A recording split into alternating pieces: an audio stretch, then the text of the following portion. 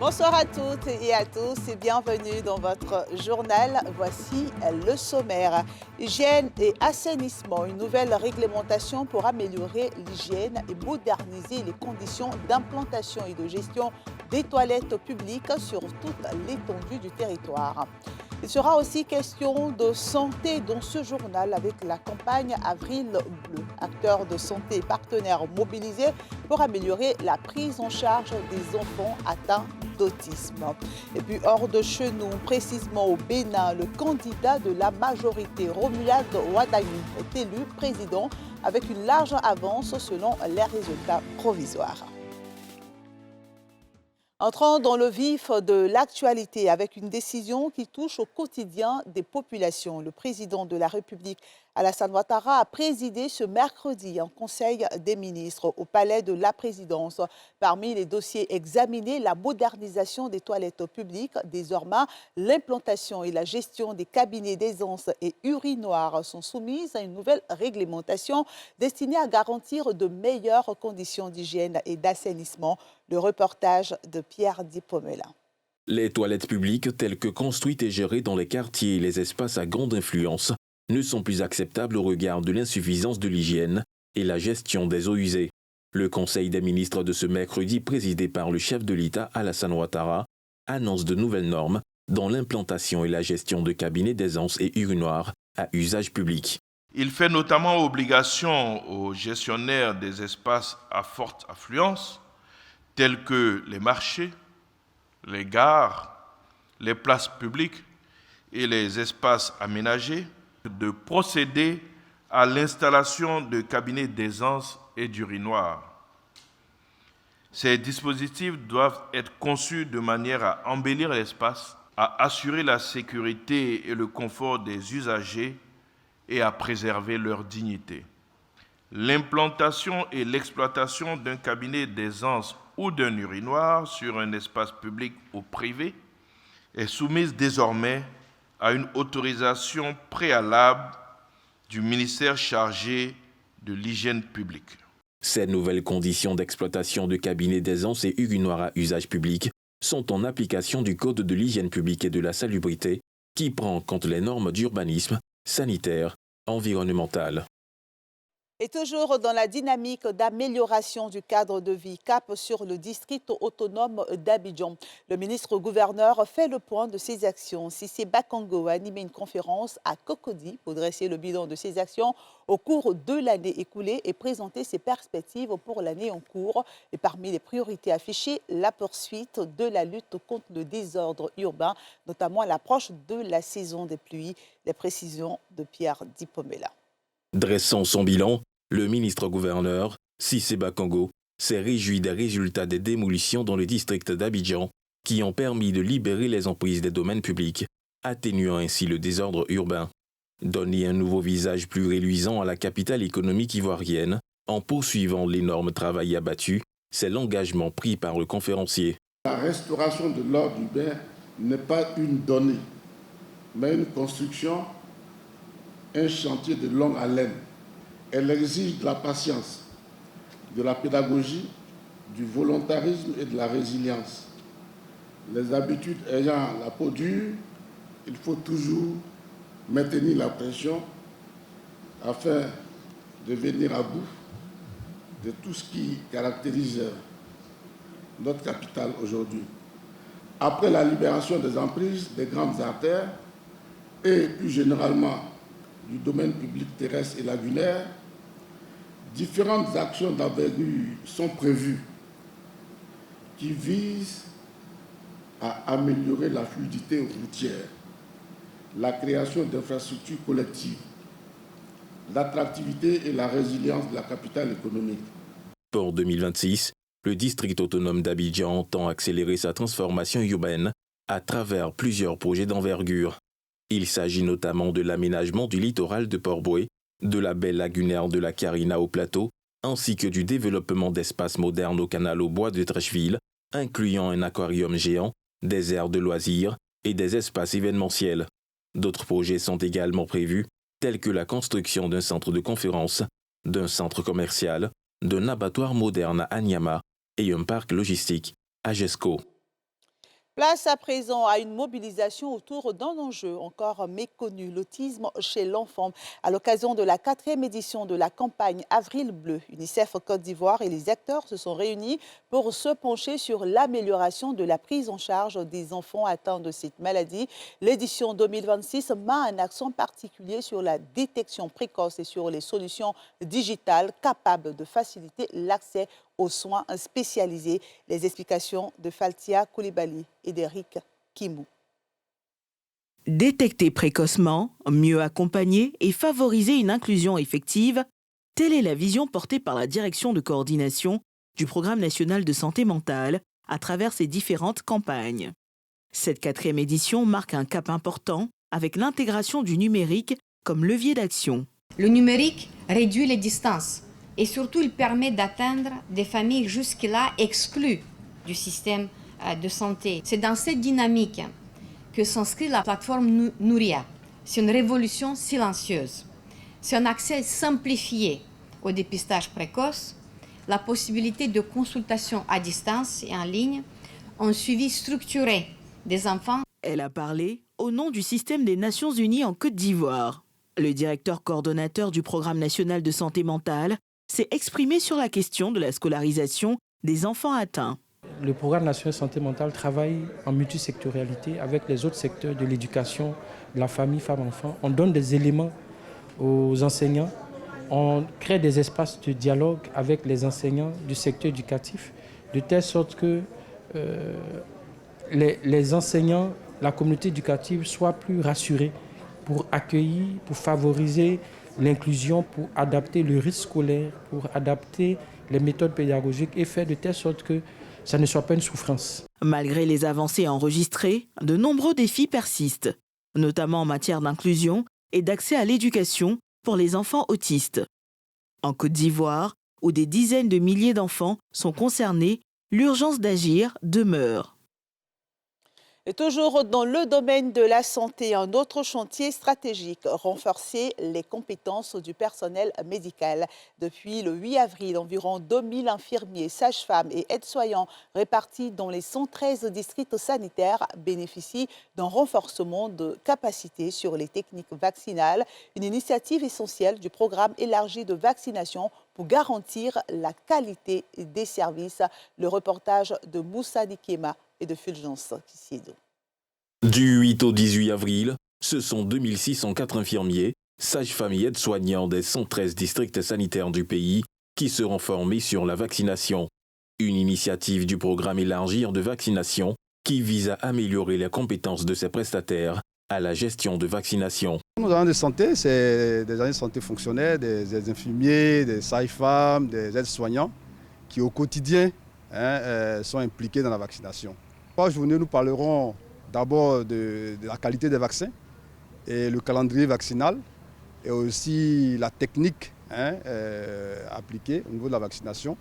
Aussi, nous parlerons aussi de la gestion même d'une séance de vaccination. Mais il se trouve que ces 3 dernières années, il y a eu non seulement de nouvelles directives, mais l'introduction de nouveaux vaccins. Donc il était important pour la DCPEV et donc pour le pays de mettre à niveau les collaborateurs qui sont sur le terrain. Le recyclage permettra au personnel soignant concerné d'être plus outillé sur les activités liées à la vaccination. Nous apprenons beaucoup de choses sur la vaccination. Comment il faut jeter le vaccin aux enfants, comment il faut ranger les vaccins, comment il faut savoir injecter les enfants, la communication avec les parents. On donne l'importance du vaccin en fait. Pourquoi il faut vacciner l'enfant?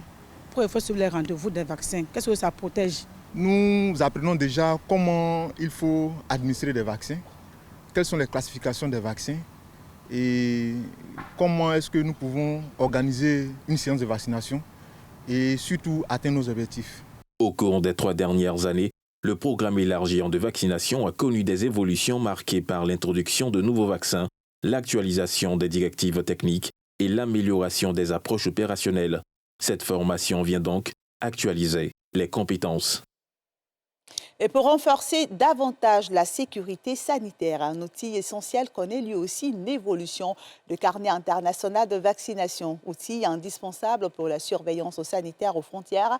Le carnet international de vaccination fait peau neuve. De nouvelles normes internationales ont été intégrées à ce document officiel présenté lors d'une cérémonie de lancement. Ambition affichée, renforcer la protection sanitaire des voyageurs et améliorer le suivi des vaccinations à l'échelle internationale. Les explications de Nadia Idja et de Cheikh Bleu. Cette remise du nouveau carnet international de vaccination marque le début de l'opération de renouvellement de ce document officiel reconnu par l'Organisation mondiale de la santé pour les voyages internationaux. En plus de la suppression du numéro du passeport, du rajout de plusieurs autres rubriques et de la précision de la dose unique pour la fièvre jaune, ce carnet se veut plus moderne et fiable. Disposer d'un carnet sûr, lisible et reconnu par les partenaires internationaux est un impératif.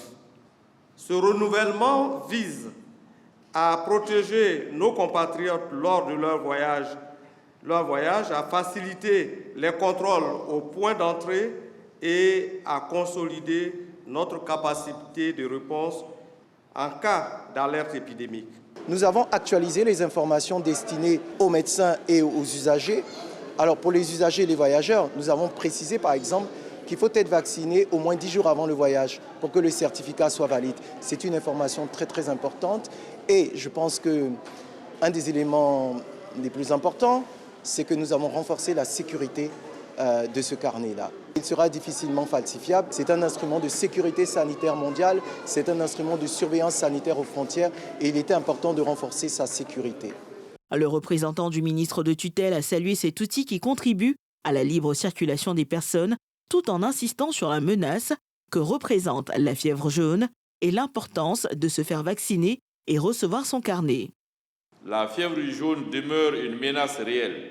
Ce carnet permet aux autorités sanitaires de vérifier rapidement le statut vaccinal, de réduire les risques de refoulement des voyageurs et, en situation d'épidémie, de retracer efficacement l'immunisation des populations. Le renouvellement que nous lançons aujourd'hui répond à ces impératifs. Chaque année, l'INHP vaccine environ 40 000 personnes. Les nouveaux vaccinés se verront attribuer directement ce nouveau document.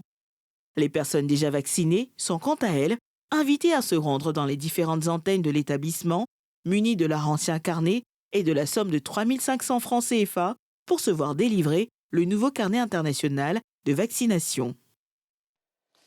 Et l'attention se tourne maintenant vers les plus jeunes, au cœur des priorités nationales. La Semaine nationale de la petite enfance s'est ouverte ce mardi. Cette célébration met l'accent sur les actions nécessaires pour garantir l'épanouissement et la bonne éducation des enfants.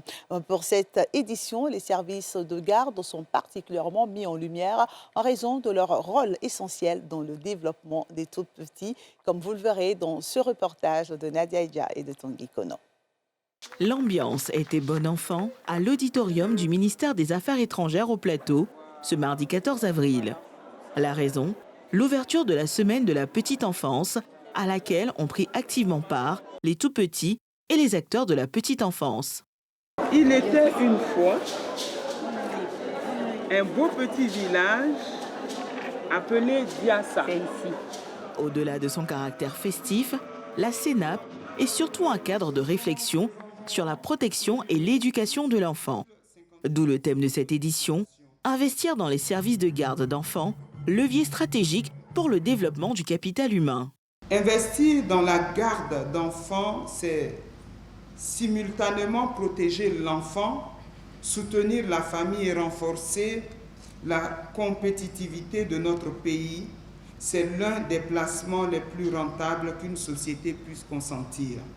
À travers l'ensemble de ces actions, le ministère en charge de l'enfant réaffirme son engagement indéfectible à garantir à chaque enfant ivoirien un départ dans la vie sur des bases solides, équitables et durables. Présent à la cérémonie d'ouverture, le représentant résident de l'UNICEF a souligné l'impact des premières années de vie sur le développement du capital humain. La petite enfance C'est le socle sur lequel se construit tout le capital humain d'un pays. Tout commence là, pour une vie entière. La santé, l'apprentissage, la protection et l'égalité des chances. Pour faire de l'expansion des services de garde une réalité, une collaboration entre les structures est nécessaire. Une meilleure synergie entre le département ministériel chargé de la petite enfance et le ministère de l'Intérieur pourrait donner une envergure nouvelle aux approches de protection de la petite enfance. Une telle collaboration permettra de mettre en place des projets structurants spécifiquement orientés vers la gouvernance locale des problématiques liées à la protection de l'enfant. Face au plaidoyer, le représentant du président de l'Assemblée nationale, Patrick Hachi, au patron de l'événement, a réaffirmé son engagement à soutenir les initiatives visant à renforcer l'émergence des services de garde. Le service de garde d'enfants ne devrait plus être vu des services sociaux à minima, mais plutôt comme un investissement stratégique. Je transmettrai vos doléances au président Jérôme Patrick Hachi. Il s'agit de l'adoption du projet de loi portant cadre juridique des services de garde d'enfants en Côte d'Ivoire, la création d'une crèche garderie au sein de la cité administrative du Plateau. Ouverte à l'Auditorium des Affaires étrangères, la CENAP va s'articuler autour de conférences à l'Institut national de la santé publique, de kermesse et festival de la petite enfance à Bingerville. Cap à présent sur l'agriculture, pilier essentiel de l'économie ivoirienne.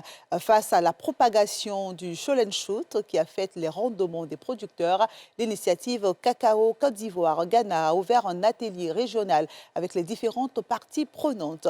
Objectif, partager les résultats des recherches et définir une stratégie commune pour mieux lutter contre ce fléau qui menace la production cacaoyère. Les explications de Moussa Nikema et de Fulgence Kissiedo. Durant 2 jours, Abidjan accueille l'atelier des parties prenantes dans le cadre de la stratégie régionale de réponse au virus du swollen shoot, une maladie du cacaoyer. Objectif, présenter et adopter un plan commun de lutte. Donc c'est une maladie qui quand même impacte beaucoup donc les producteurs, donc l'arbre de cacao, mais directement les producteurs, puisque ça affecte le revenu.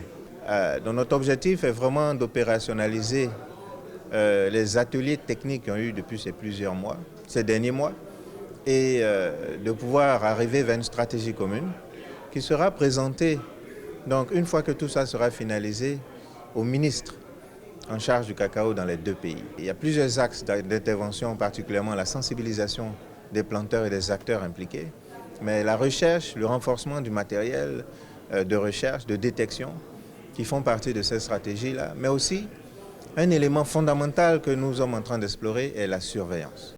L'atelier vise à présenter les résultats techniques de la stratégie et discuter sur son opérationnalisation par les parties prenantes.